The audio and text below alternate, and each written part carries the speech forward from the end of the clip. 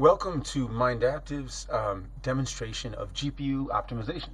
What you're looking at right now is a task that we made that the GPU is running that is doing some collision with light off of surfaces and marching through space. And we have a series, we have 62 tasks in this demo, which we are publicly sharing on the web. And you can use for yourself. We're going to go over how to do that, what it means, and why it might be useful.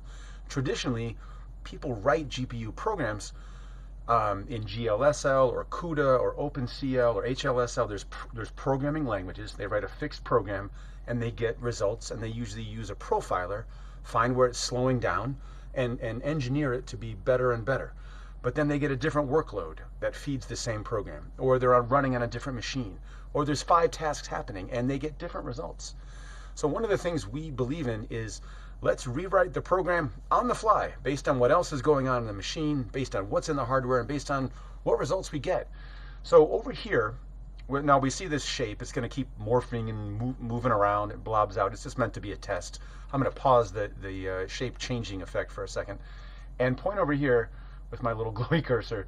The first column you're looking at, we have 3 numbers that are showing what we've done. They're all numbers, they're 1 to 10. The only one that really is going to count right now is this first guy here. That is our workload. And if you'll see up top, so our task is listed here as SDF. It just happens to be the name, not that important. I'm going to use page up to go from editing the task, 1 out of 12, to editing the workload. And it tells me that it's currently at 3. And if I'm going to restore the animation just so at least something visual is happening. And if I change the workload from 3 down to 2, we'll see that the GPU time, how much time did it take to do this job? 66 milliseconds at level 2. There's also the window time. How long did it take for the total OS to present the results of what we did? Now this is just visual. Most of the tasks people do in computing with any chips, whether CPU or GPU or other types of chips, are probably off screen and not shown. This is for demonstration purposes. So we're just showing, here's the amount of time it took us to do the work, here's what it took to present it back to you. And most people think of frames per second as a sort of common metric. Pretty low frames per second for this guy. Now that's at technique 2. And you might, or workload 2. We can also change the goal plan, which is not very significant here. And we can also change the technique. But we're going to focus for this demonstration and for all of our needs. I'm using page up and page down over here to change what we're editing. I'm going to go back to workload, which is at number 2. And I'm going to change that from 2 down to 1. Let's see what happens then. Now our GPU time for this task is 200 milliseconds, so it's still going up. It is super. We can just say this is super bad. So let's not use technique 1. Try 2. We're averaging around 70. Okay. I'm using the little cursor to hopefully point to that number. Let's go up to 3. Now we're down to 22. And we'll bring it up to technique 6. That actually goes down to 13. I think on this one, technique 4 is maybe the best. I'm not quite sure. Maybe they're all similar. You might say, what is, and I said the word technique, excuse me, I mean workload. But each of these 3 numbers are things we can change. So if we have a sort algorithm, we have a list of them. If we have noise, if we are doing trigonometry, if we are doing comparisons, and the input data, whether if we have a bunch of values, let's say like location, we might have XXX, YYY, or XYZ, XYZ, XYZ, we can shuffle that data based on how long we have to wait to read stuff. So we shuffle data, we swap out equivalent algorithms or closely enough equivalent algorithms, and we get different results. Let's look at some other examples. The way we use this tool is, it's very, very arcane. I apologize for that, but it is what it is for a test. If you press F2, the mode goes from task mode to showing you what chip we're using. Right now we're using a Radeon RX 600. And if I press F5, again, this is all written down, we'll cycle to F4, we'll cycle to a CPU chip. This is running very slow. An Intel graphics chip, which has a small artifact. an NVIDIA 4090, and back to the original AMD. So pressing F4 will change the chip, and if you're in F2 mode, it'll show you what chip you're running. You can also change out the rows that are actually happening. So we can split this up if you want to run a whole bunch of different rows, and I'll use page up and down to change what's happening, change the columns. And then for each cell, I'm going to press F3. I go back to task mode. I can go back to a given cell. You can see this little highlight. I'll come down here. Hopefully it'll be followed. And we can change, let's say, this guy to, we can change the workload here, make it go back down to that real slow one again. And you won't see a visual difference. You'll see the whole screen update at once. But you can see the total time for each of these tasks in the little right hand of this score. That's sort of the total time. And they're all really small because it's hardly much work for this overall. This guy is doing the bulk of the processing and the rest are sort of commuting off of it. But if I change the task here, I can make that a different task, and we can go up here and make this one a different task and go over here. So if you want to compare a lot of different activities all at once, you can do that. And there's 62 tasks to look at.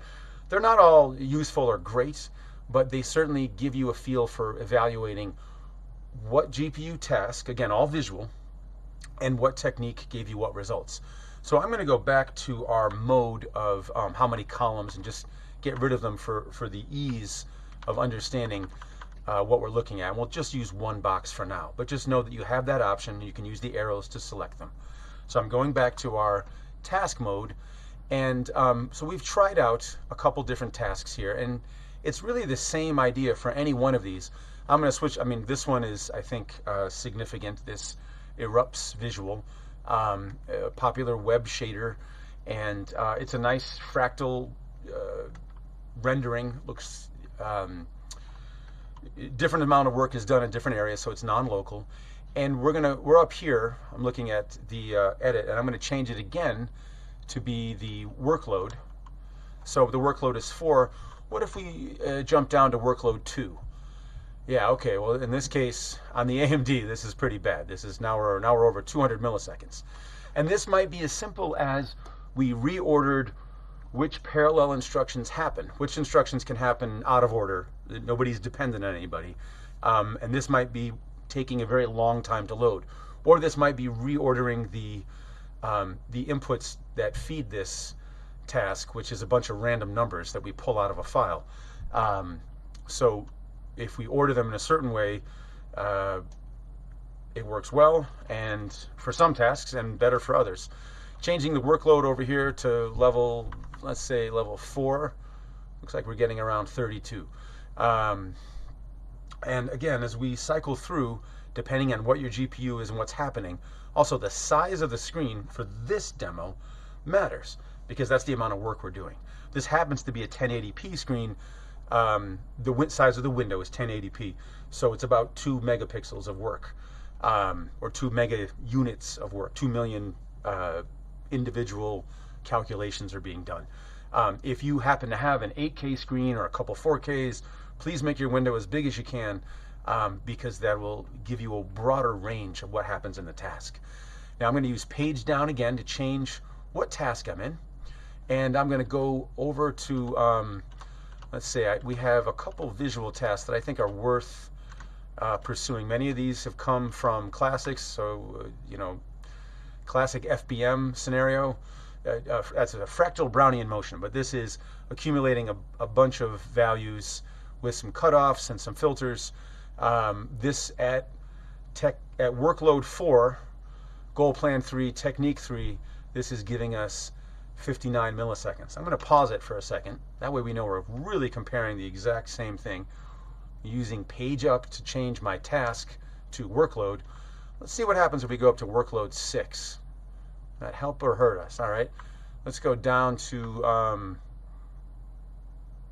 workload 3. Actually is worse in this case, which usually it's the good one for this AMD GPU. That's 100 milliseconds. Workload 2 actually also gets worse. So we just have a sense of testing. Usually this is automated. Wow, that went up to almost 600 milliseconds, so that was pretty poor. Not a very helpful scenario. I'm going to use page down to go back to my task, and we'll cycle up. Now here, I will use page up to change the workload. Bringing it down, that's a lot slower. We'll keep it at 3. And if I actually, this is one of the ones for the goal plan here. I think this one changes the actual content itself. Not particularly exciting. Sorry, I'm trying to change the technique now. And that's just swapping out a color to let me know that that's in place. There really isn't too much to test on that side outside of workload in this demo. So stay on workload. But I'm just showing you that you can edit them, and they do make some visual changes, but generally do not change this frame at the time. But that's coming soon. So I'm getting ahead of myself. In all cases, if you cycle through some of the other tasks, in fact, we have so you recognize, the Koch snowflake. This is the Mandelbrot set. These are classics of computer graphics. This is a nice nebula.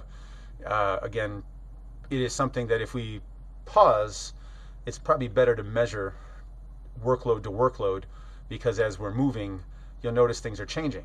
And in fact, this particular example, I know on the AMD, gets a really good score when it's up close, and I'm doing a lot of steps to generate this nebula.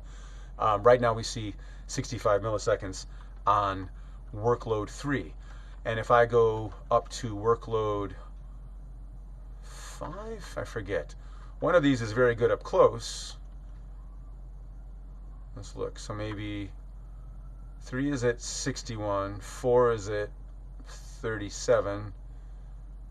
5 didn't really change anything. So I might have swapped out an algorithm and it didn't matter. Might have been that something else was the bottleneck.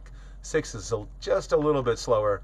Okay, so I know that that's one scenario, and now when I let it fade away, so let's say in your particular GPU task, this is much less significant. So I'm pausing there to show, like, now 4 is 17, 18 milliseconds of time.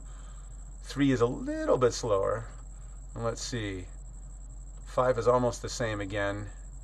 And 6, usually 6 is slightly better. I'm not quite seeing it this time. But it's interesting to note that depending on what the inputs are, in this case, real small amount of nebula marching, a lot of star dot drawing, it's a different workload than when it is super up close. And perhaps we should try some other examples. I have a piece of smoke in here that's interesting. Okay, so this is a very interesting notion that we randomly spawn thousands of spheres to eat away at a block, and it creates this decay, and we're animating it, just so the workload is different for how many actual activities, how much actual instructions happened. And as we sort of orient to a spot like this, we'll see, all right, that's, let me try to make it the most filled scenario. Let me leave it there. I'm pausing, again, so we can do a fair comparison. That's 43 milliseconds. Oops, went to the wrong guy. I'm going to go back to page up and make it workload. And now if I go down to technique 4, that's 35. So that's a big step. I'm not sure what those differences are. We have to examine what we sent over to the GPU. We're doing that with SpearV right now. We used to generate PTX for NVIDIA and GCN for AMD. And however we generate the instructions, they're all built from a level of detail of sort of templated snippets that we fit in and reassemble and bind. Technique 3, slow. Technique 2, yeah, that one seems to be always the defaults for what we might pick. Not so great. But 4 looks like a clear winner here, a little bit better than 5, and 6 is definitely slower than that. So we can see that in that case, the workload is 1 minute. I'm going to stop it right here. So this is a lot less of actual work. You can tell that by the amount of milliseconds it took. And let's cycle in, so 4 and 5 are almost equivalent, 6 is almost equivalent. How's 3? And again, if we hook up all 3 of these, and they're all 1 to 9 or 0 to 9, that's 1,000 numbers. So and we have many more permutations than that. That's just trying to help a manual scenario so that you can compare for yourself and look at the outputted Spear V from one of these 3 number combos. Again, in today's demo, really only the first one makes a difference. But this is how this approach works. In a regular scenario, we will just automatically scan the full set of 1,000, jumping around, not maybe scanning all of them, but scanning enough to zoom into what's the best results. Hopefully this has given you a sense of how to use this tool and scan through. Hopefully some of it will be useful. There's some signal processing, some orientation scans, a classic visual puzzle, infinite shape generator, a bunch of just things that one often finds throughout our world of visual problems being solved. But again, all search, sort, compare, and computational tasks all really match and fit within this space. So thanks for your attention. I hope you have a good experience exploring, if you do, what can be done in this process. Thanks so much for your time.